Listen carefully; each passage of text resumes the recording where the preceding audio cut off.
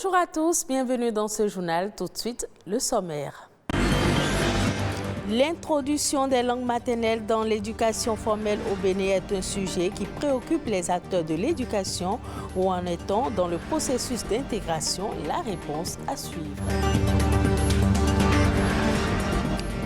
À suivre également le témoignage d'une opératrice de prise de son à la retraite dans le cadre des 70 ans de Radio Bénin. Marie-Thérèse Azon a servi à la Radio nationale en qualité d'ingénieure du son.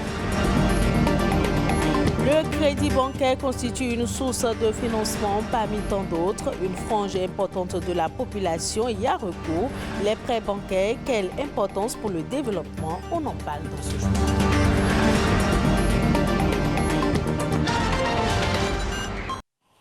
Bienvenue dans ce journal. Au Bénin, malgré le statut de langue officielle de travail réservé à la langue française depuis les indépendances, les langues maternelles sont toujours présentes. À telle enseigne que les pouvoirs publics ont été plusieurs fois interpellés sur la nécessité d'insérer une langue maternelle, au moins dans l'éducation formelle. De la réalisation du consensus autour du choix à la mise en œuvre du processus, quelles sont les avancées? Oded Dossou et Arnaud Adadja ont cherché à comprendre.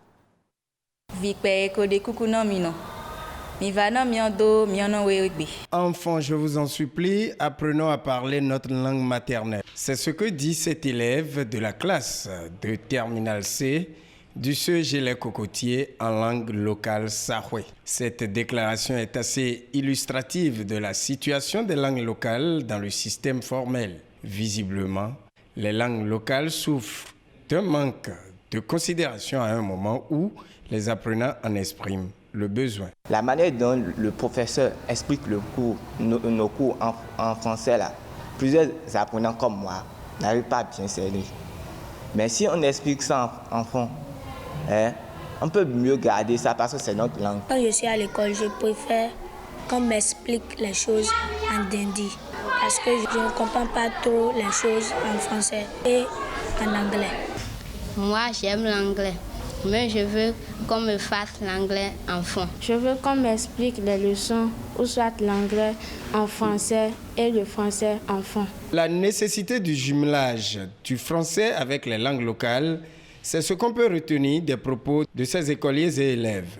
Dans un contexte où la communauté internationale plaide pour une éducation multilingue comme étant une nécessité de transformer l'éducation, il y a lieu de s'interroger sur l'intérêt à comprendre plusieurs langues. Quand les enfants nous reviennent, il y a toute cette difficulté-là de faire passer une leçon correcte. C'est le colon qui nous a enseigné que notre langue, notre première langue, c'est le français. Mais dans la réalité, comprendre une langue nationale est un atout. Je prends un Béninois qui a simplement été éduqué en français. Il ne parle que français dès le bas âge. Il commence l'école. Si on lui donne des exercices, il est bloqué. Dans quelle langue il va monnayer pour pouvoir sortir de la difficulté qu'il a? D'où la nécessité pour les États comme le Bénin d'accorder une place de choix à une ou deux langues locales les plus parlées dans l'enseignement formel à côté du français. Au Rwanda, le Kenya-Rwanda est une langue nationale. Au Brésil, le Yoruba est depuis quelque temps la troisième langue officielle du pays. Si cela était possible, il serait bien pour le Bénin de s'inspirer des cas rwandais et brésiliens. Et celle que nous allons écouter à présent est une retraitée de l'ORTB. Elle a travaillé pendant 30 ans au service de la radiodiffusion nationale. Elle était affectueusement appelée MT par ses collègues. En tant que preneur et ingénieur de son, on la voyait durant sa carrière porter tout le temps le nagra à l'épaule comme les hommes et diriger certains de ses collègues de section. BB24 s'est rapproché d'elle au village des 70 ans de Radio Bénin à la place du souvenir de Cotonou. Elle donne ici quelques conseils à la jeune génération. Je suis venue dans le cadre des 70 ans pour voir à peu près le matériel que j'avais utilisé comment est-ce qu'on est en train de l'exposer. Cet appareil, c'est un enregistreur de bande magnétique. Et c'est là où tout le travail se faisait. Après les reportages, on amène les bandes sur cette machine-là. Et on fait le montage, où on fait la diffusion de l'élément. C'était les périphériques de la console. Moi, je suis passé par l'analogie avant de retrouver le numérique. En notre temps, quand on était venu, nous, on a utilisé ce matériel-là pour le travail, pour la diffusion, pour les enregistrements.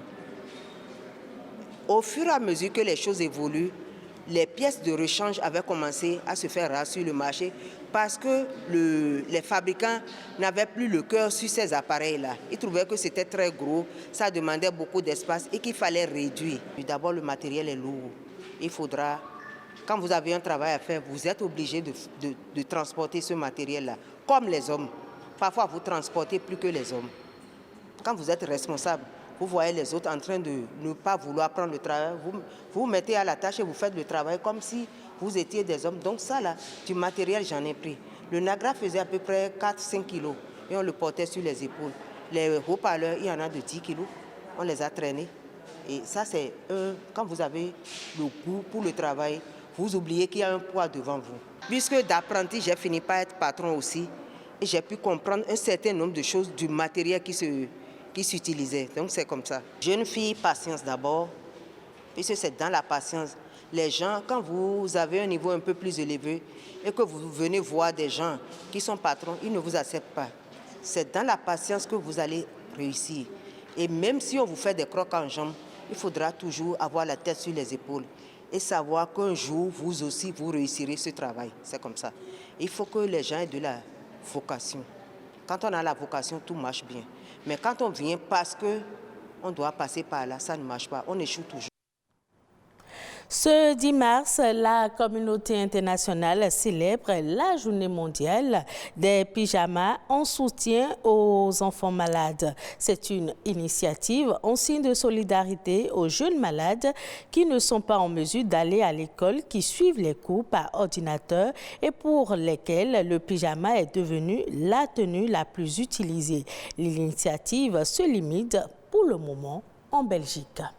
Outre leurs fonds propres, les opérateurs économiques font souvent recours au crédit pour financer leurs entreprises, une pratique courante qui aide à la croissance de l'entreprise. Et du fait de la forte demande, les banques ou autres entités telles que les microfinances s'adaptent au fur et à mesure en fonction de la demande. Mais vous est-il déjà arrivé de vous interroger sur l'impact probable du crédit bancaire sur le développement économique? La réponse à travers ce reportage de Alessandra Djoton. Le crédit bancaire est au cœur du fonctionnement de l'économie. Le crédit est une avance de fonds octroyée par un organisme financier aux personnes physiques ou morales qui ont un projet ou des besoins à financer. Prêt scolaire, crédit à la consommation, à l'investissement, il y en existe de plusieurs sortes selon le besoin auquel il s'adapte. La mise en place du crédit fait intervenir en principal deux acteurs, à savoir la banque et le demandeur. Mais il a une répercussion directe sur le développement économique. On a parlé par exemple tout à l'heure de crédit d'investissement. Lorsque l'entreprise a un nouveau projet, elle achète des équipements, elle essaie de recruter, vous voyez, des employés, elle fait tourner son activité en général. Elle paie les impôts. Du coup, l'État a de quoi financer, par exemple, la construction de routes, des hôpitaux, des écoles, ainsi de suite. Les conditions à l'octroi varient d'un établissement financier à un autre, mais reposent sur des critères communs. Pour qu'un crédit bancaire soit accordé à une entreprise, premièrement, il faut étudier le besoin de l'entreprise, voir si en accordant ce crédit à l'entreprise, est-ce qu'elle est capable de rembourser? Karim Madido, jeune opérateur économique, fait partie de ceux qui ont vu leurs affaires prospérer grâce au crédit. Mon premier crédit, je l'avais fait en 2010, suite à un marché public. Il faut dire, bon, quand si on se met la pression sur soi, on arrive à rembourser les crédits. Une pression qui fait défaut chez plusieurs. En témoignent des cas d'échecs observés dans la société. Les gens prennent le crédit, tout de suite on va s'acheter une maison, on va s'acheter un lopin de terre, mais au bout du rouleau, c'est le gaffe. On tombe du gouffre, la banque vous poursuit, c'est des saisies par-ci, saisies par-là. Nous avons des lettres, mais les lettres, sous soi, nous avons allé là, si tu as un bon, on est un bloc. Et quand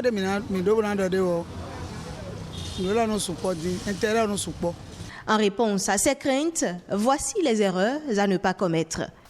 Allez demander un crédit, c'est parce que vous avez un objectif à atteindre. Vous voulez financer, vous voulez mettre l'argent dans une activité.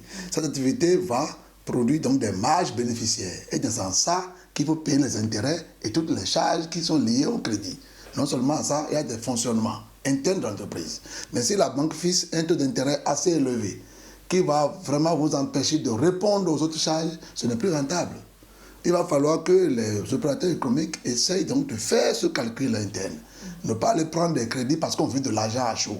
Et en ce qui concerne les aspects à améliorer par les établissements financiers, le taux d'intérêt. Il va falloir aussi que les banques accélèrent le processus. Des fois, les crédits viennent en retard. Et ceci détruit le projet. Et puis, il faut obliger la banque à faire le suivi pour la réussite effective du projet. De telle manière que si le projet échoue, qu'on arrive à chercher pourquoi ça a échoué. Et aussi imputer les responsabilités à chacun. Ce dernier point rejoint la régulation qui est attendue de l'État, qu'il soit plus regardant en ce qui concerne les conditions générales appliquées par les banques. L'actualité au plan international, c'est dans Eco-Inter qui porte la signature de Amandine Agnambossou.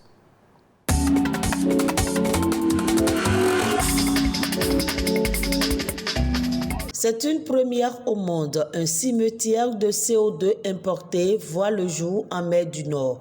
Le Danemark a inauguré mercredi dernier un site de stockage de dioxyde de carbone à 1800 mètres sous la mer du Nord. Un outil jugé essentiel pour freiner le réchauffement climatique.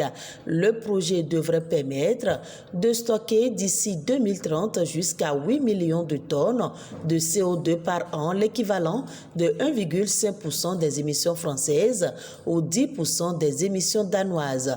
Ce cimetière de CO2, paradoxalement, est un ex-gisement de pétrole ayant donc contribué aux émissions. La Chine veut augmenter sa production de charbon pour assurer sa sécurité énergétique, alors que les émissions mondiales de CO2 liées à l'énergie ont encore augmenté de 0,9% en 2022. La Chine annonce, à l'occasion de l'ouverture annuelle du Parlement, l'augmentation de sa production de charbon pour améliorer la fiabilité et la sécurité de son réseau énergétique. L'an dernier, l'Empire du Milieu a réalisé sa plus grande vague de création de centrales électriques au charbon depuis 2015. Au total, 106 gigawatts de nouveaux projets, soit l'équivalent de 2 grandes centrales au charbon par semaine. En 2023, le marché du platine sera déficitaire et beaucoup plus tôt que prévu, selon les derniers calculs du Groupement international des industriels et miniers du secteur. L'organisation table sur une demande en augmentation de 24%, dans un contexte où l'offre ne devrait grimper que de 3% selon les dernières projections. Cette hausse s'explique par le développement des véhicules à hydrogène, mais surtout la tendance générale à substituer le platine au palladium dans des véhicules à moteur à combustion. Aujourd'hui, l'once de platine vaut $400 de moins que celle du palladium.